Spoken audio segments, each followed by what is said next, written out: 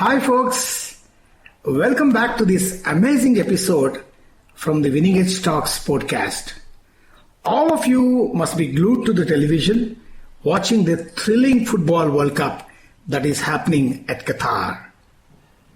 Today, this Saturday, on a bright and sunny morning, the 3rd December 2022, I'm having a conversation on this amazing World Cup. This Qatar World Cup has sprung up so many surprises. We have almost reached the end of the qualifying rounds, and till this point, many big teams like Germany, Belgium, Denmark, Uruguay, Mexico, and Serbia have been eliminated. The so-called minnows from Asia and Africa have qualified to the round of 16. It's a phenomenal achievement that 3 out of the 6 teams from Asia, the countries like Japan, South Korea, and Australia, and 2 countries from Africa, that is Senegal and Morocco, have qualified for the round of 16. I wish to say that there are no minnows in football, and any team on their given day can defeat any other team, however big it is. That is what this World Cup has proved so far. Even teams that have not qualified, like Iran, Saudi Arabia, Tunisia, Ghana, have won a match each and have drawn some of their matches. This itself is by no means a small achievement. It is huge. I will be doing injustice to the smaller teams if I don't mention the upsets they have caused in the tournament so far. They have turned out to be giant killers. Morocco have beaten Belgium. Japan bet both Germany and Spain, 2 of the greatest teams in world football. Saudi Arabia bet Argentina. Tunisia defeated France. To discuss about many aspects of the ongoing World Cup, I am joined by 2 young football professionals. Okay, without much ado, let me invite the 2 young football gurus for this conversation on the Qatar World Cup. Welcome to the talk show, Suman Murthy. I am really glad to have you on the show. Thank you, Mr. Vishwanath, for inviting me to this wonderful podcast. Looking forward to some great conversation. Yes, I'm looking forward to myself. Mr. Anup Raj, welcome to the talk show. It's really nice to have you on the show today. Thank you, Mr. Vishwanath. Looking forward to this podcast. See, many have questioned FIFA's decision of awarding the hosting rights of this World Cup. It has created a huge controversy involving FIFA. Also, people had doubts about Qatar's ability to hold this great event of this magnitude. Do you think the World Cup so far has been a success? What have you got to say? Suman, you first. Okay. So before I jump into the answer, I would like to just give a quick introduction about myself and answer that question as well. So I am an ex-football professional with over 14 years of experience. I started playing football as early as 7 or 8 year old. As a kid, I enjoyed playing the sport, and a professional career started when I was in class 10th. I played for a club called Lucky Star. I was so excited that I was donning the t-shirts of Lucky Star FC in Bengaluru. And this was way back in 2000 for a Division C club. That was my entry into a professional club back then. And fast forward 2024, I progressed to Super Division, wherein I was playing for the ISRO Football Club. And 2 successful years, we had developed our team from Division A, and we were competing at the Super Division for 2 consecutive years. So football has helped me as a person who I am, and also helped me to connect with a lot of people. And jumping into the question straight away, yes, in fact, there was a lot of talks, a lot of controversy about the Qatar being awarded to host the World Cup 2022. However, amidst of all the controversy, I see there's a wonderful event which has been unfolded. And in spite of so many things that has been talked about, Qatar has been really focused in delivering what a world-class FIFA World Cup would be witnessed. So I think they've done a good job, and we have all witnessed that on TV, and it's really amazing to see an Asian country giving a world-class footballing experience. And I personally have heard a lot of stories about Doha, Qatar, because my elder brother was in his earlier career, when he was in 19s and 20s, in his earlier career, he worked in Doha, Qatar, and he also enjoyed playing football with the locals as well. And most of the footballing clubs there gets sponsored by the royalties, and football is still one of the biggest and the most played sport in Middle East and in Qatar. So that's my take. Over to you, Vishwanath sir. Suman, you say something about the football community you have Yeah, launched. correct. So since I have got a lot of interest towards the sport, and I've connected with a lot of people, and I personally love connecting with people, and football has helped me to connect a lot of professionals and learn from there. So to give back to the football and the community as a small initiative, we have started the football community. So about 2 months ago. So the goal is to bring the footballers together, and also people who are working in the footballing profession together, and grow and develop the sport locally.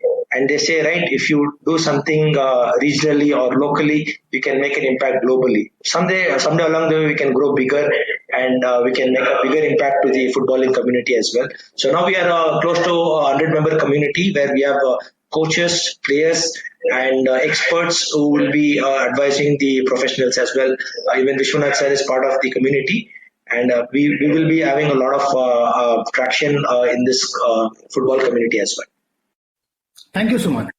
Anup, first of all, introduce yourself, then talk about your achievements.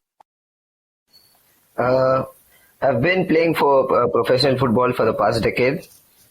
Started my professional career at Vasco Sports Club in Goa. And then came back to Bangalore for Bangalore Super Division and Ozone FC. And we became champions for the Super Division. And then continued playing in Bangalore for another 3 years. Then again I moved to Kolkata, where I played for Bhawanipur FC. And then came back again. Now I'm right now playing for Bangalore Super Division for a club called Sporting Club. So I've been I can proudly say that I've been the champion of Bangalore Super Division for last 4 years, and it's a proud achievement. And I've represented the Karnataka state 4 times. And right now I hold a AFCB license, and I'm coaching the FCBU under 18 squad. And then recently, as you said about Qatar, the controversy, and rightly said by Mr. Suman, who's I watched him. I've watched him playing when I was a little kid, and a wonderful player, a very skillful player. So as he rightly said, whatever controversies are going on, the beautiful game doesn't stop. It still goes on. And when I really enjoyed when I was in Qatar for this, we represented India for the World Futsal Championship at Neymar Futsal Championship at Qatar in May. The atmosphere was, back then it was already started. The whole setup, the stadiums getting ready, the environment, everything was already started and boomed in there, and the World Cup feel was already there. So, and then all this, I think the controversies are, there has to be controversies, and why not everywhere, everything happens. But still the beautiful game happens, and football is going on, and we are having a wonderful World Cup. Do you think Qatar has successfully hosted the World Cup till now? Yeah. It is definitely, I can say they've successfully hosted, because there's no hiccups till now, and everything is going well till now. Gentlemen, what will be the impact of the success of Qatar 22 on other Asian countries, especially India? The World Cup has come closer to India than ever. Sure. So I'd like to look at the success of the Asian footballing countries, especially in the FIFA World Cup. So if we look at teams like Australia, South Korea, and Japan, which has already entered the knockout stages, and they've had some exciting achievements in this tournament, right? And this is a big achievement, and this has narrowed the gap between the Asia and the rest of the world in football. And I think that's a big achievement across Asia. Coming down to India, I think India has still got a lot to do, and it is right now a learning for us to take these achievements from these countries and implement and execute and achieve success in the Asian circuit, and then aim for globally as well, right? So a lot of investments, a lot of development, and also the kind of success that the Asian teams have achieved. It is kind of creating a positive ambience for the Indian football to look forward at the global level. Yeah. Yeah, can I add on? So I just want to add on this like you said, the Asian countries are doing well. It is not only like it's not an overnight thing. These people have started working long back. So I think like the investment, I think the infrastructure and the development has to start off now. If you want to see if you want to see India playing in the World Cup in the next 10 years, I think we should start now. And the development is a long way. It's a long process. It doesn't just happen. So like Suman said, there has to be a lot of investment and a lot of right things happening. Then only we can see the development of football in India. Then only you can see India in the World Cup. Very nice, Sanu. We have come to the final stages of the qualifying round. I think today is the last day of the qualifying. Many teams have already made it to the round of 16.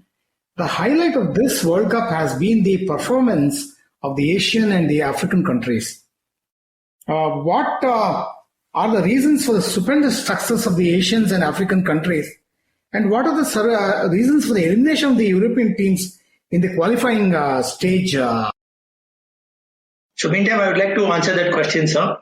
There are two factors that I see which has played in favor of the successful Asian country which is represented in the FIFA World Cup. So number one is the climatic condition. The current condition which is being played in Qatar, it's in favor of our Asian teams because the Asian teams have been adjusted to playing in this climatic condition. What it means at the ground level is that the balls get much more slower compared to the field in the Europe during this winter season, and this kind of a pace really suits the Asian clubs. Now, my question was that the performance of the Asian and the African countries, and what are the reasons for the many European teams get not making it eliminated at the qualifying stage itself? And you were also speaking about the climatic conditions as one of the reasons.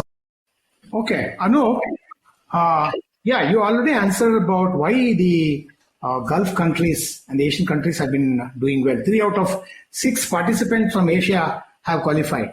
You said that they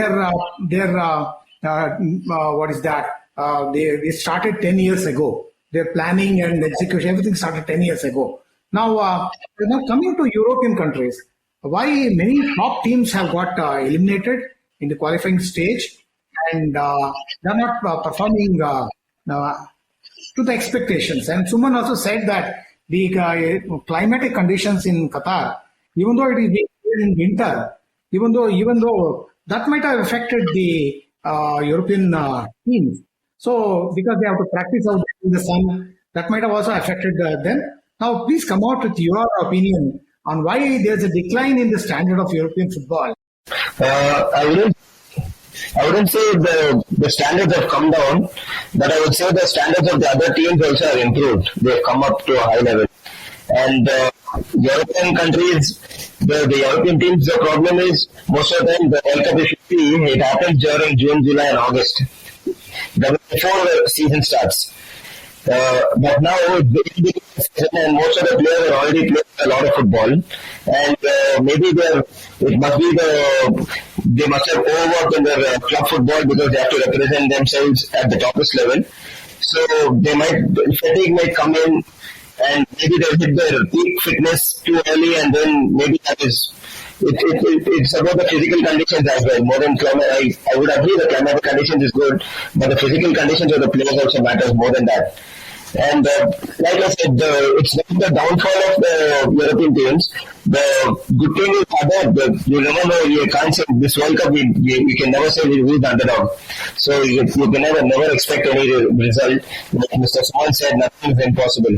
So every team is stepping up and every team is performing well. And especially against bigger teams, they want to show it. They need it more.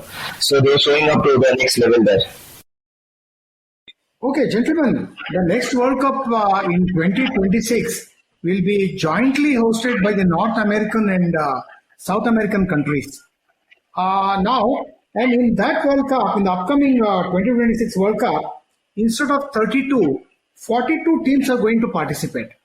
Now, since India, Asia and African countries are showing tremendous progress, the increase in the number of teams that will participate will help more Asian and African countries to qualify and taste what it is to be at the highest level in the World Cup? Oh, okay. So the more the merrier, because more number of teams, participating in a World Cup means that the competition will be much more interesting to watch out, because there is going to be a lot of new teams or even existing teams also, and there will be opportunity for teams to perform better. What it means for a country like India and the Asian team is that to set up a vision to play the World Cup, next World Cup, and start the preparation and take the learning from the success that we have seen from the Asian teams, and also implement and bring out the best from the Asian as well as the Indian teams. Yeah. So like I said, teams a longer competition period, and they're trying to split revenues. So it's a good thing for Asian countries and African countries. Like, already seeing the increase in interest in development of football, and a lot more teams from Asia and Africa coming in.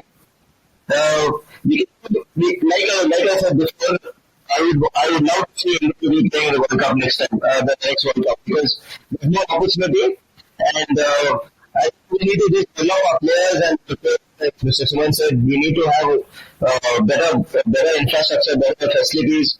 So we can see. I'm not saying in Asian countries I want to see India in the World Cup. That's my only hope and dream. Thank you, Suman. My next question will be about the two goats of football, the present greatest players, that is Ronaldo and Messi, the greatest of all timers. Now, the question on everybody's lips is that why Ronaldo and Messi have not been able to lift the World Cup for their respective countries. They have won so many titles, the European titles and other titles, since their junior level, representing the country, but why not the World Cup? Now, to talk about the greatness, it will take another 2 episodes. Maybe we can do a separate episodes on their greatness and their achievements and all the comparisons and the individual styles and so on and so forth. But we don't have too much time. This episode is mainly about the Qatar World Cup. But we'll be doing injustice if we don't briefly talk about their achievements. So I made a small comparative table about how great they are. So talking about the career goals, Ronaldo has scored 819 career goals as against Messi's 794. Ronaldo has scored 118 international goals.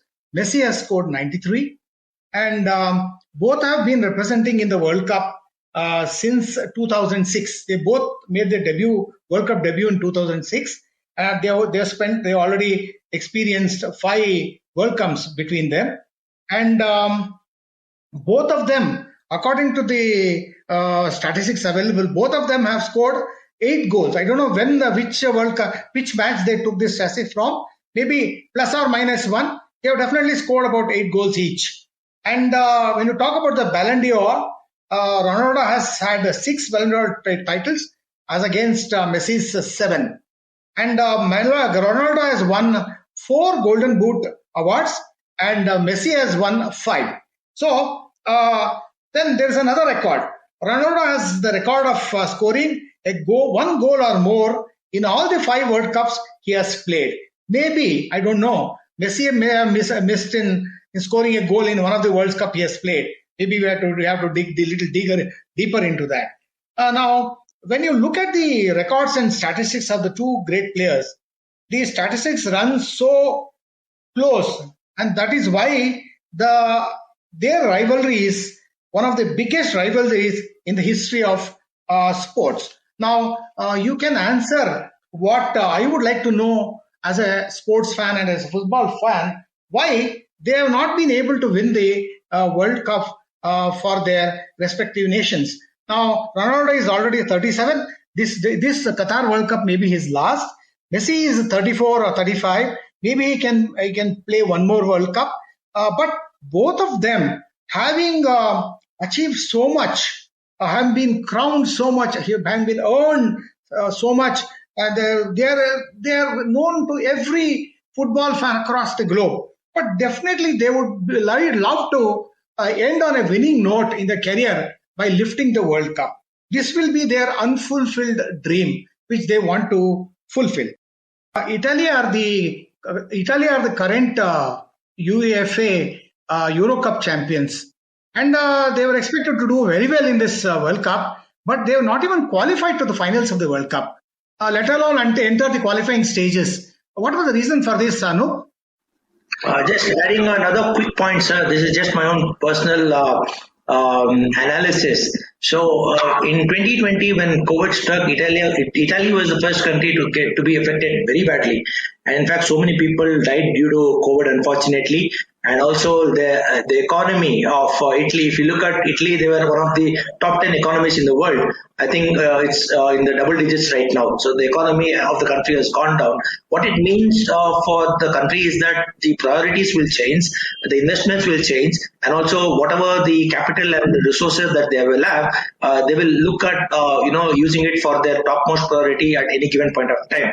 And I think that is one of the reasons I feel could be the country was struggling with, bringing their team back for the World Cup preparation and stepping up the game in order to match up the standards of current World Cup needs.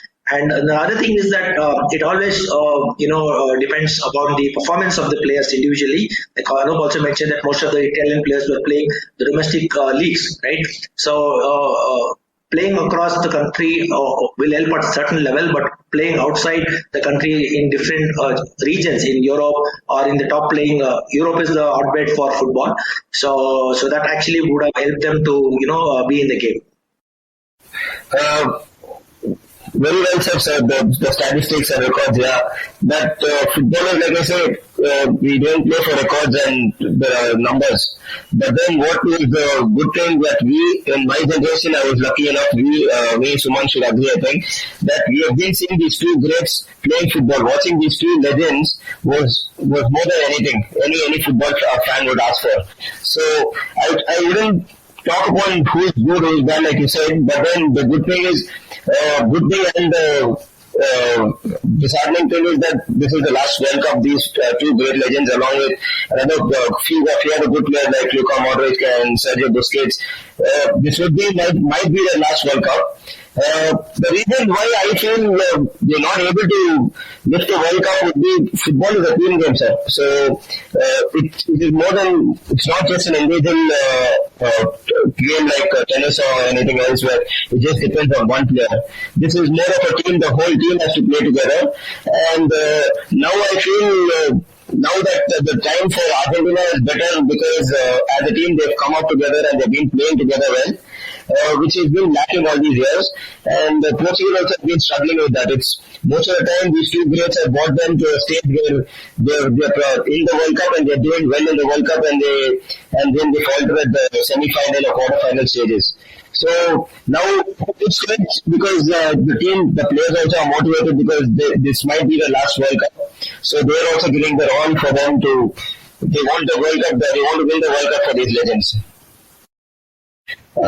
Like Mr. Suman said just before this, that the team has to have a vision for winning the World Cup, and which for them I think it stopped after the Euro 2020, and most of the other countries, the Italian players, they're not they're not gone out of their countries to be playing, participating, competing in higher levels like in the Europe or the EPL or any other league, EPL or the La Liga or Spanish league, because the competitiveness here is more and the players develop more there. So the more you go, you play away from your team, you get exposed to more quality, more different style of football, and that's where the improvement happens.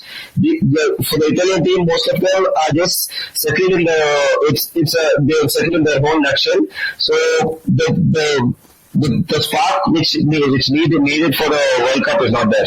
The World Cup squad. Thank you. Coming back to the question of Ronaldo and Messi, I remember Maradona, the year in 1986 when he won the World Cup for Argentina, where that was a time when teams started marking the top players. Even though he was being marked by 2 or 3 players, with his brilliance, he was able to give brilliant passes to the other players. I still remember a square pass he gave, which was converted into a goal. Now, do you think even definitely for Messi as well as for Ronaldo, they were being marked by the opponents in each and every World Cup they have played? But definitely they would have done their best, okay, in maneuvering the ball and giving perfect passes or trying to hit the goal themselves. But do you think they didn't get enough support? Football is a team game, like you both have said. And do you think there was over dependence on these two, and the other players didn't step up to score goals and help their teams to win? Yeah. So like you said, whatever the individual qualities are there, the other players have to step up. Because it's not just like you said, mark like the game whatever you were saying, and we see a lot of pictures and all that videos after the match or during the match. The players are marked, when these players are the most crucial players for the team, and when they have the ball, at least 2-3 of them are already marking them, and the other players, the team has to step up. If they don't step up, then it doesn't happen, because that's why it's called a team game, and all the 11 has to put in their 100% wherever they are. Individual qualities, like I said, these 2 guys are outstanding and out of the level. But the other players should be there for them to be stepping up and supporting them. That's when football as a game, as a team, we become winners. Thank you. The Germans are not so emotional and aggressive as players and as on the pitch, but they play an aggressive brand of football. Who can forget that game against Brazil in 2014? And in 10 minutes, 4 goals were scored and Brazil blanked out as a team. But in this World Cup, somehow they were subdued in their attack. And not only Germany, in many other teams looked a little subdued. Commentators were saying, the experts were saying that they didn't take chances, they didn't attack more, whereas the Asian and African chances played as well as though everything depended on that particular ball, and they were aggressive and fearless. What do you think about? What do you say about this? Sure. Okay. So the Germans always believe that they play together as a team, and that's their biggest strength. So in fact, the captain himself said that we don't individually look at as a individual performance. We look at playing together as a team. So that is the secret of the German team.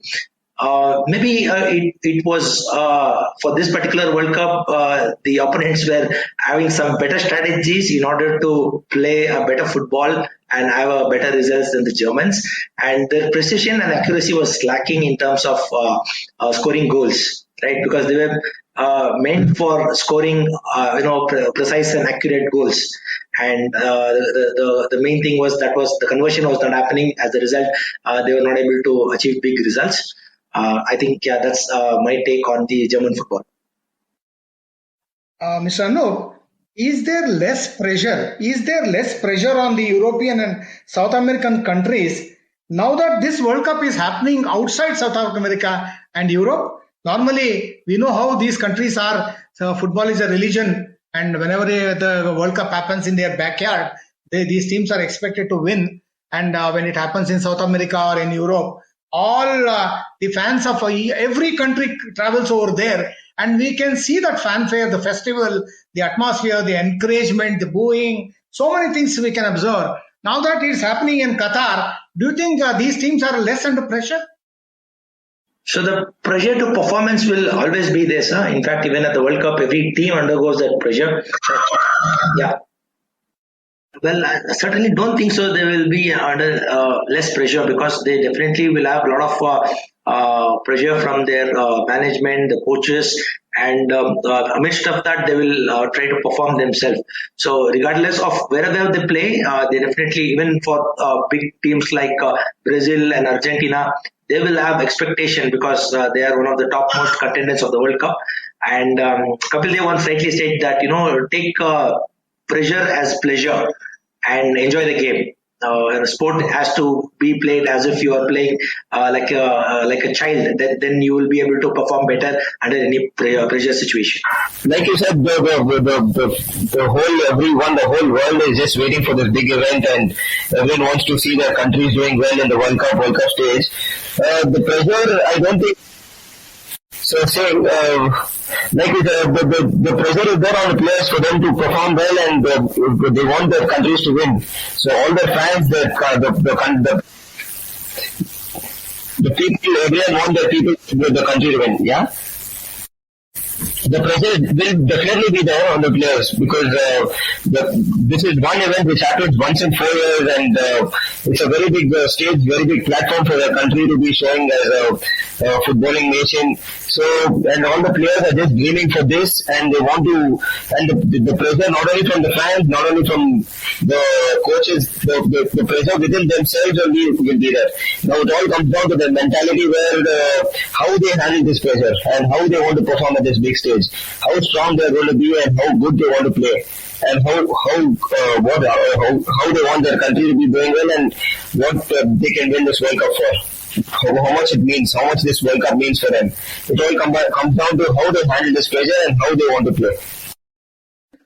Which are the teams that are likely to enter the semi-finals and likely to win the World Cup? And who do you think will be the top player of the tournament? According to the present form, which player is performing exceedingly well? The semi-finals, I see the qualifiers I'm predicting it would be Argentina, Brazil, Spain, and France. Winner, I'm hoping, would be Spain, or betting on France as well. The best player of the tournament would be Kylian Mbappe, looking at his form and the goals that he's been scoring. So I'm betting on him to be the best player of the tournament. Yeah, we can't, good question, we can't just decide which player is going to be awarded the best player, because a lot of youngsters have stepped up now, and we see a lot of good talent coming in, and a lot of new names, new players, from the Asian countries and African countries. The players have stepped up and they're doing extremely well. The players who we expected to do well are not keeping up to the mark. So we can't exactly tell who can do that, but fancying which team can be waiting in the last four is the favorites, the South American countries like Brazil and Argentina. And I think England and France, that would be a good game. And from there, I think England, France, Argentina, Brazil should be making it to the last four. And with the form that is there, I think one of the South American countries should be taking it up. And I feel like when Messi's last World Cup, I think Argentina would win the World Cup. In conclusion, I would like to say this has been one of the most exciting World Cup, and I would like to thank you especially for doing a lot of research about football itself and coming up with those facts, figures, and interesting questions. So this has been really a brainstorming session, I would say, and we look forward to listen to this podcast and keep doing such sessions. Really appreciate it. Thank you. No, don't go away. If you ask me, I don't follow much of European leagues and other things. I always look forward to the World Cup, and I've been watching World Cup since ages. And this has been the most exciting World Cup of all, because the qualifying stage itself has been so surprising, so exciting. It has been an amazing World Cup. with so many surprises. The minnows, the small teams have become giant killers. Yesterday night, we saw Brazil lose to Cameroon, South Korea beat, exciting. And ultimately, football is the winner. That's how the game should be. There should be pressure. There should be teams competing like hard, so that these bigger teams can't take things for granted. They also need to step up, raise their game. They can't lie down saying that, one of us will win or anything of the kind. Now, there was the last point, Yes, there has been a discussion saying that these professional players are playing in these professional leagues for 11 months. And in 1 month, all the players have to come together, and they may not have the same kind of team cohesion, cooperation, unity, integration, whatever you call it. So they say that playing 1 month for the country and 11 months in the private leagues is not somehow helping them to give their best for the country. Okay, gentlemen, both of you, what have you got to say about this? My take on that is quite different. It's not a matter of time. Time is not a constraint at all. Even a team which can practice for 2 months can do a better performance. It's a matter of how you're utilizing your energy, because time is very limited. So 1 month, 2 months, 3 months, it's a very limited time. I would say even for a big World Cup. But when when I say energy, like I have to reiterate, Anup, football is not it's not only on the field, it is beyond the field as well. So you have to have that oneness, you have to have that togetherness off the field, on the field. So that is something that we need to look at, building within the team. Even though you're playing for a private club, how do you still get connected and build that oneness with your national team? Right? Everybody's got their busy schedule. Every player's got the busy schedule. How do you take time out and, play some games together with the national team, build their strategies and, work with the energies together. So that'll, make a difference. It's a good thought, but then for 11 months they're not, they're also working, but getting the team together and training together is a good thing. It's not like they're just, the other 11 months they can't be just sitting at home like, for the team can't keep them together with a competitive environment. So I feel it's a good thing that they go and play their competitive games with their domestic teams, but spend some more time with the international the national teams. Then they come back, so that atmosphere of oneness, togetherness. The football is not only played on the field; it's more than a sport. So it's more like a family. The team is more like a family. We support each other, we fight for each other, we play for each other. So that oneness, that togetherness has to be there. So like you said, they come in only for that 11 months they're away and they come in for 1 month. It's more than that actually. It's the 11 months what they're playing is they're preparing themselves, they're upping their game, playing some competitive football and football is a profession, so it comes down to money as well. So all that taking all that into matter, spending some more time with the national team is a good thing. Okay, guys, does money play a part here? Now, if you relate to cricket and IPL, people say that not a single player will miss even a single match of their IPL. They will always be fit around IPL. But when it comes to playing for the country, they tend to break down and other kind of things. Now, how is it in football? Is money more important? So they have more emphasis on the European leagues that fetch them, because they go for a very good sum of money. They get teams buy them. So it's it's wrong to call them greedy and selfish, and they don't care for that. They're not patriots. They don't care for the country. But somehow today money matters. So wherever there is huge money around, of course, definitely their performance rises. But definitely, I don't know why. Somewhat it's ironical, and that players have the situation is like that. People suspect and think that they only play for money, and when it comes to a country, they don't give their best. So let us wind up this talk show with this last question. So I think capital is very, very important, sir, for a sport, and that makes a huge difference to provide a world-class infrastructure, a world-class nutrition, make the best development and the coaching program for the for the players. For example, let's take a country like India. If you wanted to become a world-class team, we definitely need to play a lot of games abroad with the best in the world. That requires a lot of capital, a lot of investment, and in turn, the players also need to, feel that they are being paid enough in order to stay in the game and build a profession. In simple terms, I think capital is required. I don't think so. We need to, spend a lot of money, and whatever money is required, investment is required in order to make the teams much more stronger across the world.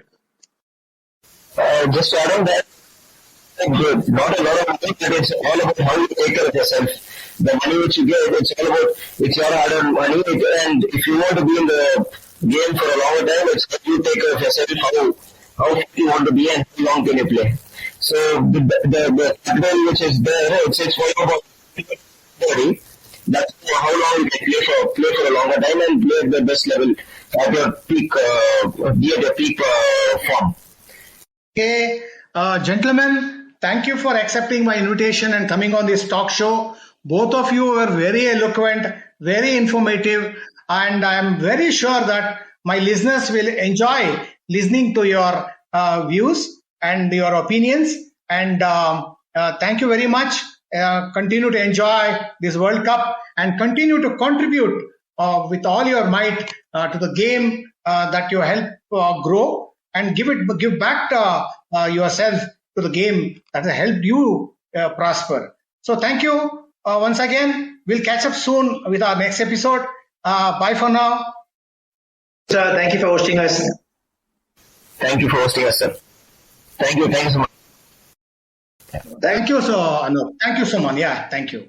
This is Vishwanath signing off for Winning It Talks podcast. I'm a sports mental conditioning coach, counselor, author, blogger, and podcaster. Common sense psychology is my brand of psychology. It is simple and uncomplicated.